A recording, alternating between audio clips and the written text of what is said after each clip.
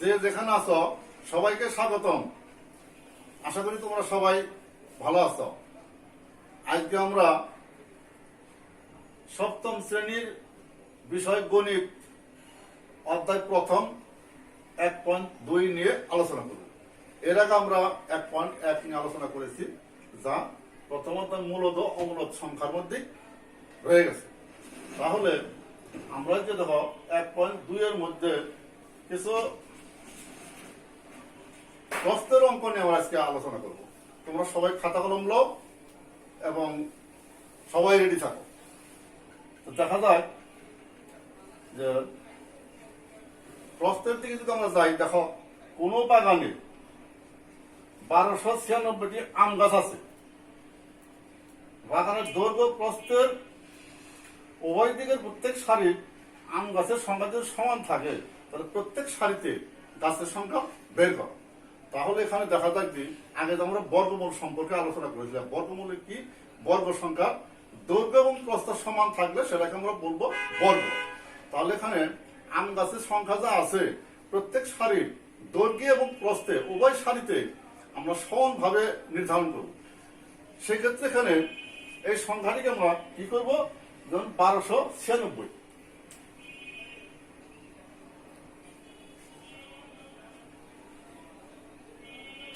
1296টি আম গাছ।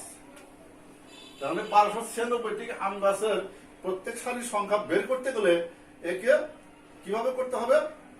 এই 1296 এর বর্গমূল সংখ্যা বের করলেই তাহলে আমরা প্রত্যেক সারির আম গাছের সংখ্যা বের করতে হবে। তাহলে দেখা যাক আমরা এই 1296 এর বর্গমূল বের করবো। বর্গমূল বের করলে প্রত্যেক সারির সংখ্যা আমরা পেয়ে যাবো। তাহলে দেখো এখানে বর্গমূল করতে গেলে 4টি সংখ্যা আছে। 4টি সংখ্যারে দুটো জোড়া টানতে হবে। এখন ডান দিকে একটি দাগ দেই। এখন দেখো এই 12-এর মধ্যে কতবার যায়? 3 তিরিক্ষে 9, 4 4 16, বেশি হয়ে যায়, 3 বার যায়। 3 তিরিক্ষে 9।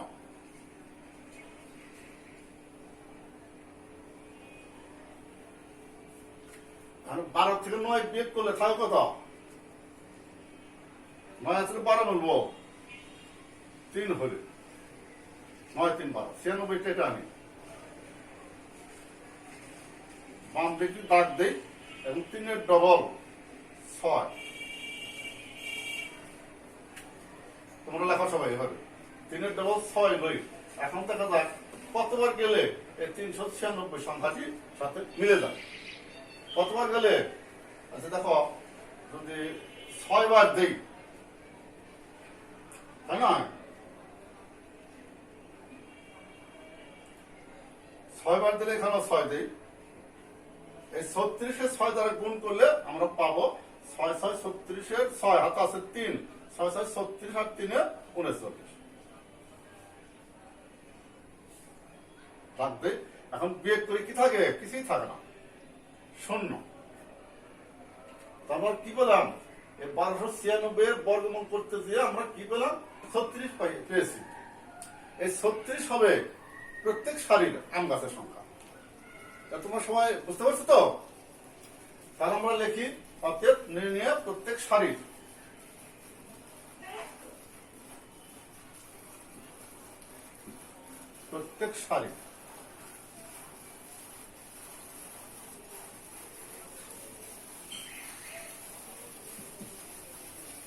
সারির আম গাছের সংখ্যা।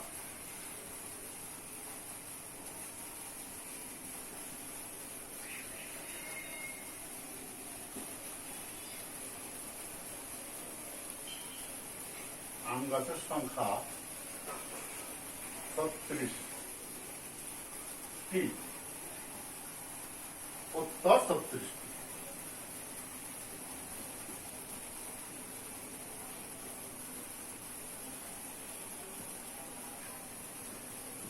এই প্রত্যেক সারি আম গাছের সংখ্যা থেকে 36টি, উত্তর 36টি। তাহলে আমরা প্রত্যেক সারিতে আমরা দেখো এই আম গাছের সংখ্যা আমরা পেয়ে গেলাম। কিভাবে পেয়ে গেলাম? এই সংখ্যাটিকে আমরা বর্গমূল করেছি। বর্গমূল করলেই যদি দৈর্ঘ্য প্রস্থ সমান থাকে কোন আয়তনের, বা কোনো ক্ষেত্রে, তাহলে সেখানে যদি কোনো জিনিসের পরিমাণ দেওয়া থাকে, সেই জিনিসের পরিমাণকে আমরা যদি বর্গমূল করি, তাহলে আমরা সেই সারির সংখ্যা পেয়ে যাব।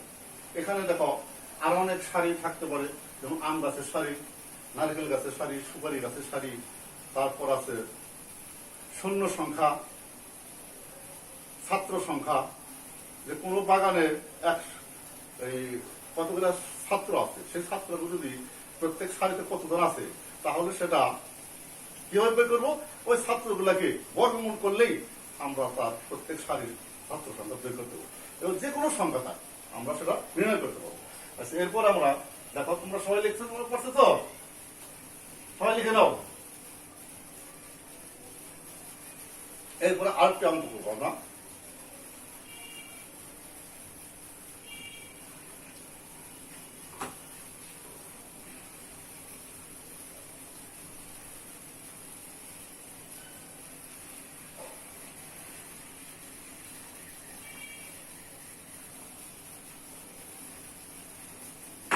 এবার দেখো, যা বলেছিলাম আমি, এখন আমরা একটা স্কাউট দলের সংখ্যা নিয়ে আলোচনা করব।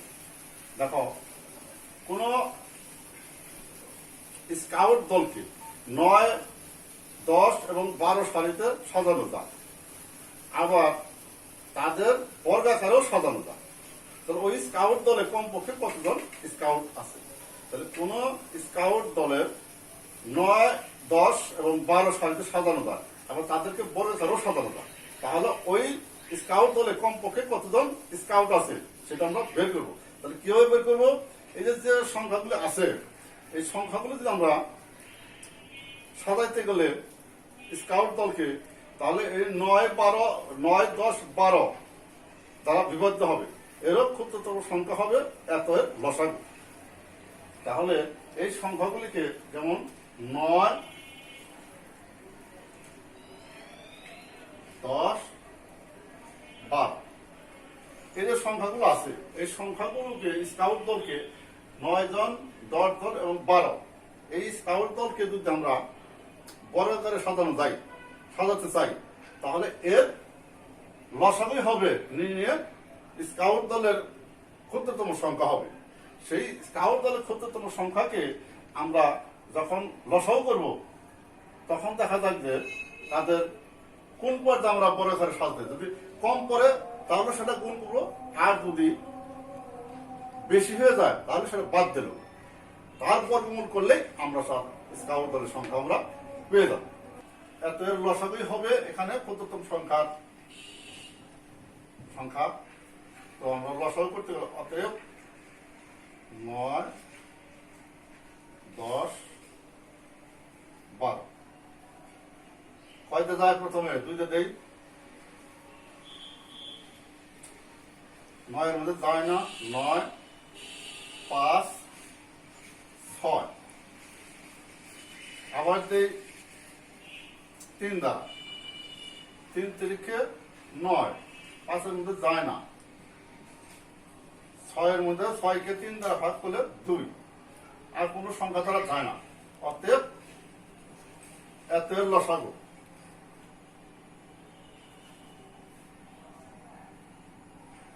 নয়,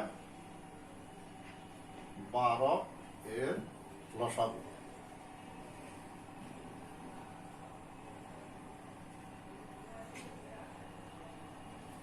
লসাগু দেখো, 2 গুণন 2 গুণন 3 গুণন 3 গুণন 5। এখানে দেখো, যদি আমরা সংখ্যাগুলোকে জোড়ায় টানি,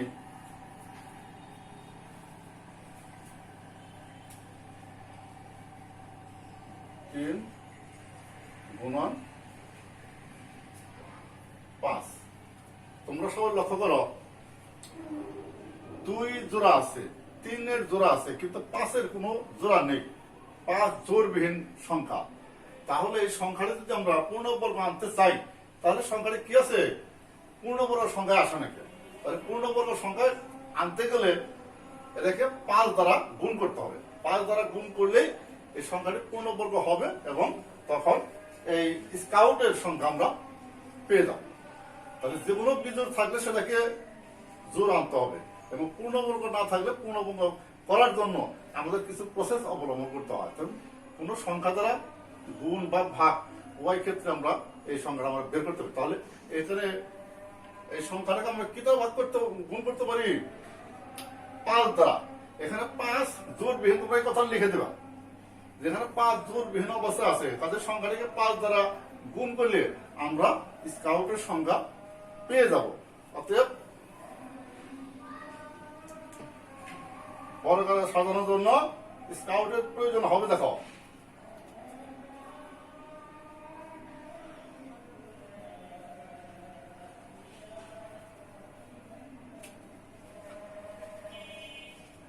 অতএব স্কাউটের প্রয়োজন হবে। তোমার কথাটা লিখে নেবা।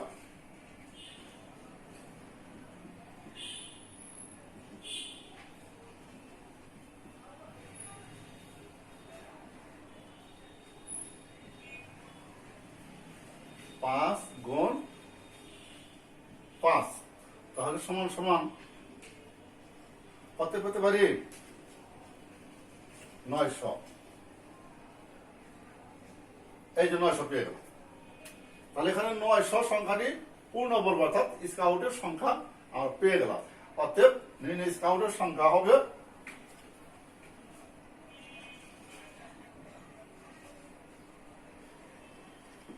নির্ণয় স্কাউটের সংখ্যা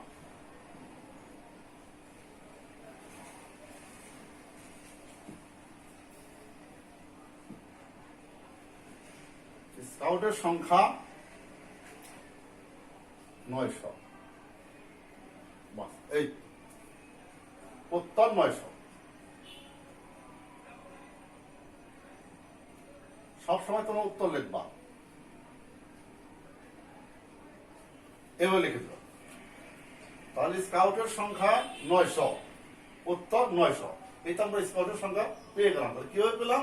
যে সংখ্যাগুলোকে লসাগু করেছি, লসাগু করার পর সেখানে জোড়া নির্ধারণ করেছি।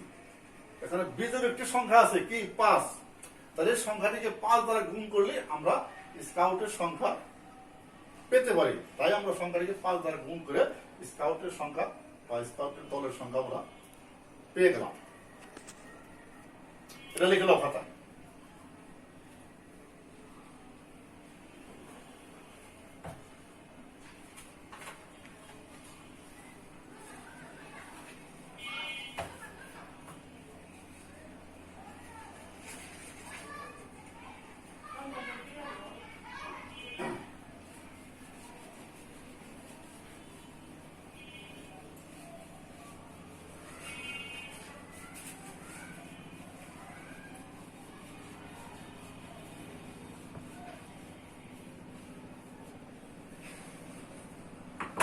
এবার দেখো,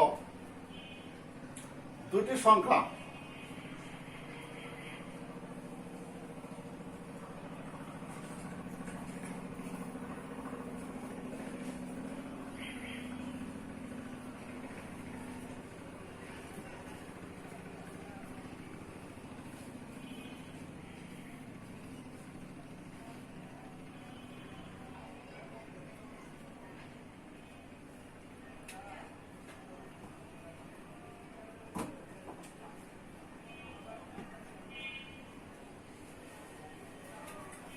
দেখো, 21,952 এবং 5,605। এই দুটি সংখ্যা থেকে আমরা কিছু সৃজনশীল অঙ্ক নির্ণয় করবো।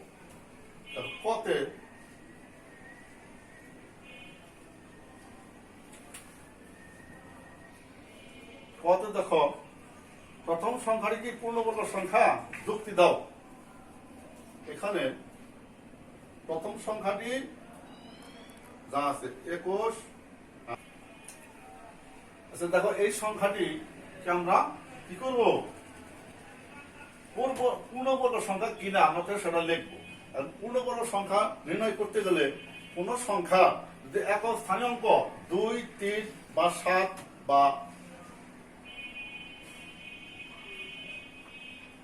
8 থাকে, তাহলে সংখ্যাটি পূর্ণবর্গ নয়। তাহলে কোন সংখ্যার ডানে বা একক স্থানীয় অঙ্ক যদি 2, বা 3 বা 5 বা 7 বা 8 থাকে তাহলে সংখ্যাটি পূর্ণবর্গ নয়। তাহলে এক্ষেত্রে আমাদের এই সংখ্যাটির একক স্থানীয় অঙ্ক বা সবার ডানের অঙ্কটি কি আছে? 2 আছে। তাহলে 2 থাকাতে এই সংখ্যাটি পূর্ণবর্গ সংখ্যা নয়।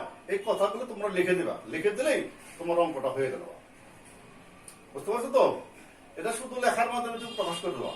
তাহলে এই সংখ্যাটার এই কথা কিন্তু মনে রাখতে হবে, কোন সংখ্যার একক স্থানীয় অঙ্ক 2 বা 3 বা 5 বা 7 বা 8 যদি থাকে তাহলে সংখ্যাটি পূর্ণবর্গ সংখ্যা নয়। অতএব এই সংখ্যাটির একক স্থানীয় অঙ্ক 2 থাকাতে সংখ্যাটি পূর্ণবর্গ সংখ্যা নয়। বাস এটুকু লিখে দেই, তোমার অঙ্কটি হয়ে গেল। তখন আমরা এবার সৃজনশীল ক এই কথাটা লিখে দিবা। বইও আছে, বইয়ের সাহায্য নিবা। এখন দেখো খতে কি বলছে।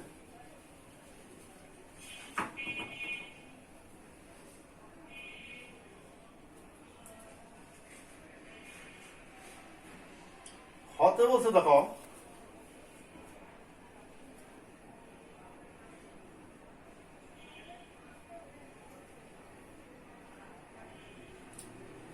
এত সংখ্যাটি পূর্ণবর্গ সংখ্যাটিকে 7 দ্বারা ভাগ করলে প্রাপ্ত সংখ্যাটি পূর্ণ।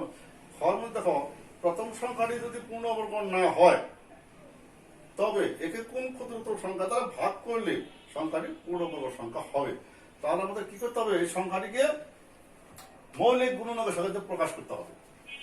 প্রথম সংখ্যা যদি পূর্ণবর্গ সংখ্যা না হয় তাহলে কত দ্বারা ভাগ করলে সংখ্যাটি পূর্ণবর্গ সংখ্যা হবে সেটা আমাদের বের করতে হবে। দেখি তাহলে প্রথম সংখ্যাটা আমি লিখি।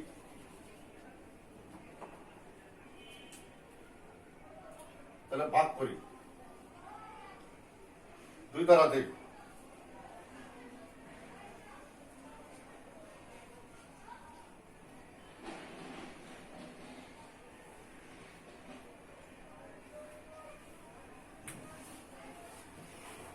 দেখো 2 দ্বারা দিয়েছি 10, 9, 76। আবার 2 দ্বারা দেই, তোমরা সবাই লেখো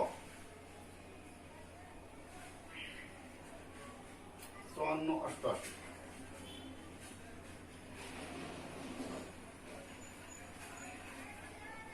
আবার 2 দ্বারা দেই 27, 44। আবার 2 দ্বারা দেই 13, 72।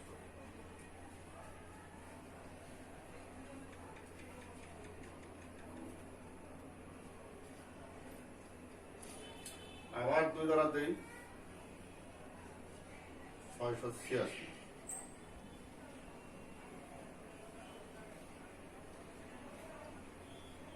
আবার 2 দ্বারা যায় না, 686 কে 2 দ্বারা দিলে 343। একে আর 2 দ্বারা যায় না, কত দ্বারা যায়? 7 দ্বারা যায়। 7 দ্বারা দিলে 49। আবার দেয় 7 দ্বারা, 7। তোমরা সবাই লিখে নাও।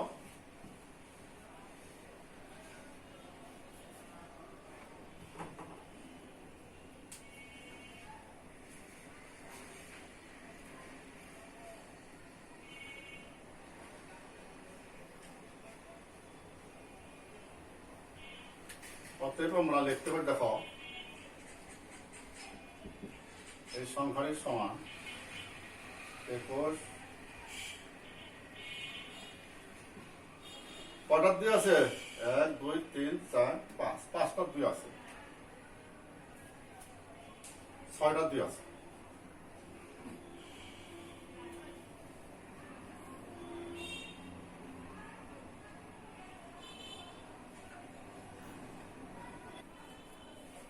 এখন কি পেয়েছি? 2 এর জোড় আছে 3টি, 7 এর জোড় আছে 1টি এবং 7 একটা বেজোড় সংখ্যা রয়ে গেছে। তাহলে এই সংখ্যাটিকে ওই যে বলা হয় কত দ্বারা ভাগ করলে, আর যদি গুণ করে বলে তখন লিখবা গুণ করে, আর যদি ভাগ করতে বলে তাহলে লিখবা ভাগ করে। তাহলে সংখ্যাটিকে আমরা 7 দ্বারা ভাগ করলেই একটি পূর্ণবর্গ সংখ্যা পেয়ে যাবো। তাহলে পূর্ণবর্গ সংখ্যা নয়। বুঝতে পারছো তো? এখানে যেহেতু 7 বিজোড় আছে, এই জন্য সংখ্যাটিকে 7 দ্বারা ভাগ করলেই সংখ্যাটি পূর্ণবর্গ সংখ্যা হয়ে যাবে। অতএব পূর্ণবর্গ সংখ্যা হবে, অতএব নির্ণয় সংখ্যাটি 7। এই দেখো,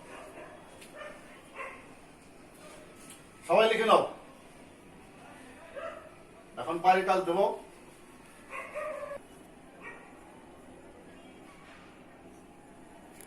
ঘর মোটামুটি বাড়ি থেকে করে আসবে সবাই। বুঝতে পারছো? তো তোমাদের সবাইকে ধন্যবাদ জানিয়ে আজকের মতো শেষ করছি। সবাই ভালো থেকো, সুস্থ থেকো।